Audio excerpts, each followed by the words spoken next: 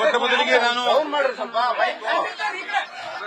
ಮೊದಲಿಗೆ ನಾನು ಆ ದೇವರನ್ನು ಮನದಲ್ಲಿ ನಿಂತ ನಮ್ಮ ತಂದೆ ತಾಯಿಯ ಒಂದು ಆಶೀರ್ವಾದದ ಬಲದಿಂದ ನನಗೆ ಇವತ್ತು ವಿಧಾನಸಭಾ ಕ್ಷೇತ್ರದಲ್ಲಿ ಒಬ್ಬ ಸಾಮಾನ್ಯ ಕುಟುಂಬದಿಂದ ಬಂದಂತಹ ಒಂದು ಅಲ್ಪಸಂಖ್ಯಾತ ಸಮುದಾಯಕ್ಕೆ ಸೇರಿದಂತ ನನ್ನನ್ನು ಕಾಂಗ್ರೆಸ್ ಪಕ್ಷದ ಎಲ್ಲ ಮುಖಂಡರು, ವಿಶೇಷವಾಗಿ ಶಿಗ್ಗಾಂವ ವಿಧಾನಸಭಾ ಕ್ಷೇತ್ರದ ಎಲ್ಲ ಸಮಾಜದ ಜನ ಇವತ್ತು ನನ್ನನ್ನು ಆಯ್ಕೆ ಮಾಡುವ ಮುಖಾಂತರ ಈ ದೇಶಕ್ಕೆ ಒಂದು ಭಾವೈಕ್ಯತೆಯ ಸಂದೇಶವನ್ನು ಕೊಟ್ಟಿದ್ದಾರೆ ಅಂತ ಮಾತನ್ನ ಈ ಸಂದರ್ಭದಲ್ಲಿ ಹೇಳಿಕ್ಕೆ ಬಯಸ್ತೇನೆ.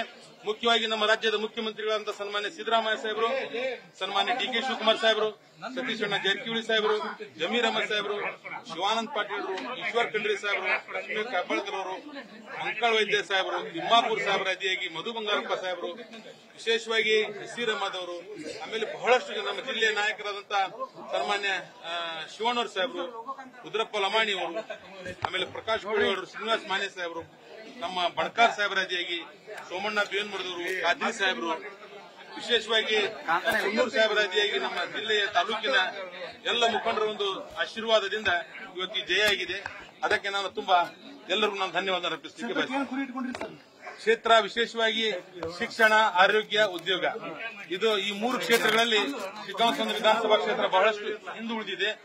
ಅದನ್ನು ಮುಂದಿನ ದಿನಗಳಲ್ಲಿ ನಮ್ಮ ಜಿಲ್ಲಾ ಉಸ್ತುವಾರಿ ಸಚಿವರು ಹಾಗೂ ಜಿಲ್ಲೆಯ 5 ಜನ ಶಾಸಕರು ಸಹಕಾರ ತೆಗೆದುಕೊಂಡು, ನಮ್ಮ ಮುಖ್ಯಮಂತ್ರಿಗಳು, ಉಪಮುಖ್ಯಮಂತ್ರಿಗಳ ಸಹಕಾರ ತೆಗೆದುಕೊಂಡು ಈ ಕ್ಷೇತ್ರವನ್ನು ಅಭಿವೃದ್ಧಿಯನ್ನು ಮಾಡಲಿಕ್ಕೆ ಬೇಕು. ಸತತ 6 ಬಾರಿ ಗೆದ್ದಿದ್ದಿಲ್ಲ ಇಲ್ಲಿ ಕಾಂಗ್ರೆಸ್. ಇದು ಮೊದಲ ಮತ್ತೆ 6 ಬಾರಿ 27 ವರ್ಷಗಳ ಬಳಿಕ ಮೊದಲು ಕಾಂಗ್ರೆಸ್ ಗೆದ್ದಿದೆ. 30 ವರ್ಷ 94 ಅಲ್ಲಿ ಗೆದ್ದಿತ್ತು ಕುನ್ನೂರ್ ಸಾಹೇಬರು.